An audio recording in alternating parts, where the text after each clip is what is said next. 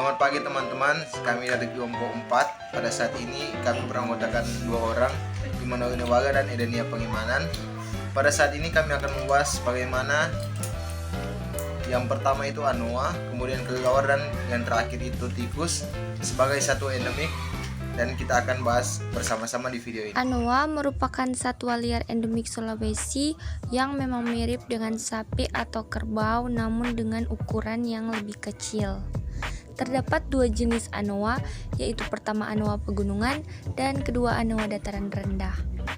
Anoa memiliki morfologi tubuh menyerupai kerbau dengan rambut berwarna kecoklatan dan tanduk yang meruncing. Namun, ukuran tubuh anoa jauh lebih kecil, yaitu sekitar 69-106 cm atau setinggi paha orang dewasa, sehingga anoa dijuluki sebagai kerbau kerdil. Anoa yang berada di penangkaran atau kebun binatang biasanya diberi makan berupa sayuran bayam atau kangkung, serta ubi jalar, daun ketela pohon, buah mangga, kedondong, kulit pisang, dan jenis-jenis rerumputan lainnya.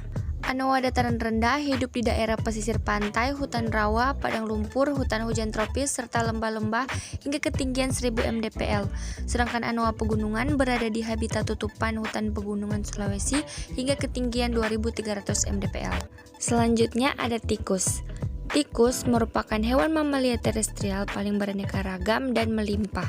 Tikus biasa dideskripsikan sebagai hewan mamalia pengerat berukuran kecil yang beraneka ragam dan memiliki reproduksi yang tinggi.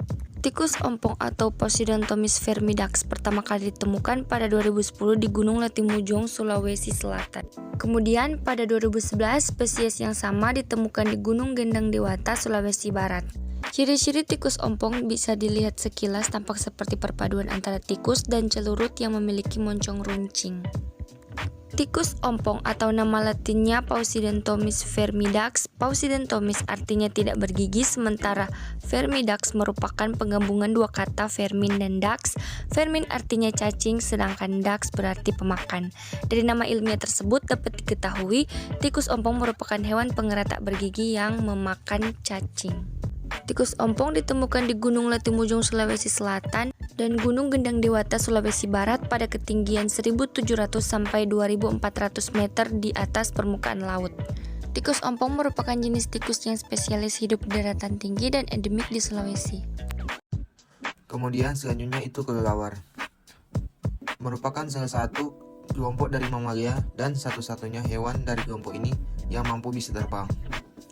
Kemampuan tersebut ditambah dengan navigasi pada malam hari dengan menggunakan sistem orientasi akustik atau ekolokasi, menjadikan hewan ini menjadi menarik.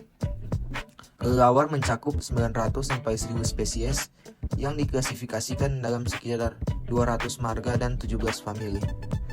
Kemudian itu morfologi dari kelelawar jenis genus Hypnoterus. Semua telinganya ada garis putih yang tegas di bagian tepinya.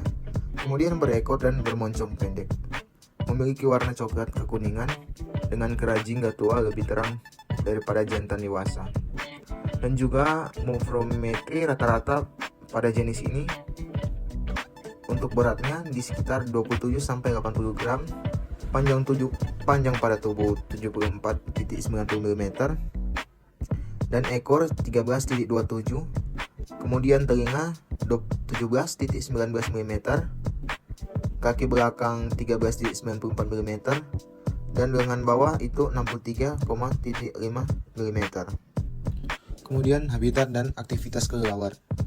Kelelawar menjadikan beberapa tempat sebagai tempat berlindungnya, di antara ada kolong atau atap rumah, kemudian terowongan-terowongan di bawah jembatan, atau di rimbunan daun. Contohnya itu pada pohon pisang atau celah bambu, dan lubang-lubang batang pohon baik yang masih hidup ataupun pohon-pohon besar yang sudah mati. Sebenarnya dari 977 jenis kelelawar yang ada di dunia, terdapat 220 jenis yang hidup di Indonesia dan 60% diantaranya itu yaitu sekitar 132 jenis dia itu tinggal di gua. Di dalam gua, kelelawar memiliki tempat bergantung yang cocok lingkungannya dari segi psikologis, aktivitas, sosial, karakter morfologi, dan tentunya itu untuk menghindari predator yang ada untuk menyerang. Kemudian makanan pada kelelawar.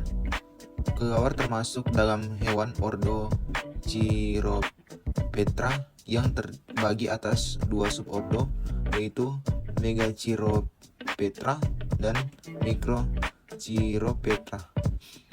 Megachiropetra merupakan kelelawar pemakan buah dan juga menghisap nektar sebagai polinator di hutan.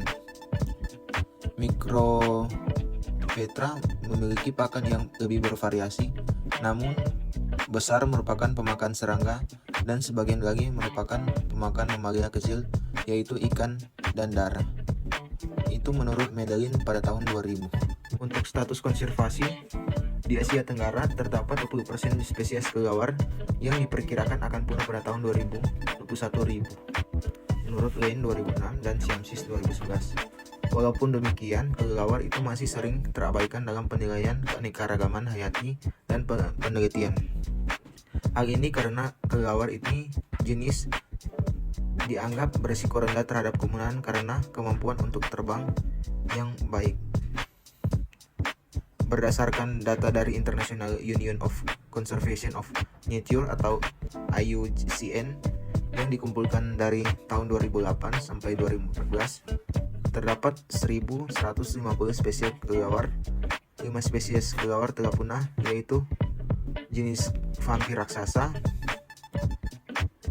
Petropus bruneus, P. pilosus, P. subdinier, dan P. tokude. Untuk kepunahan kelelawar vampir raksasa hanya diketahui dari penemuan fosil dan subfosil. Dan yang terakhir ini tingkah laku kawin. Untuk pemakan buah Petropus alecto yang teramati selama penelitian adalah kelelawar jantan bereaksi, kemudian mendekati, mengejar dan menggigit bagian leher kelelawar betina, lalu menjilat sayap dan bagian ventral kelelawar betina. Dia dilakukan pada waktu sore dan malam hari dan kurang pada pagi hari. Karena pagi hari kelelawar tidur dengan membungkus seluruh tubuhnya dengan sayap. Hasil penelitian ini tidak berbeda dengan tingkah laku kelelawar di alam atau tempat dia berkembang biak asalnya.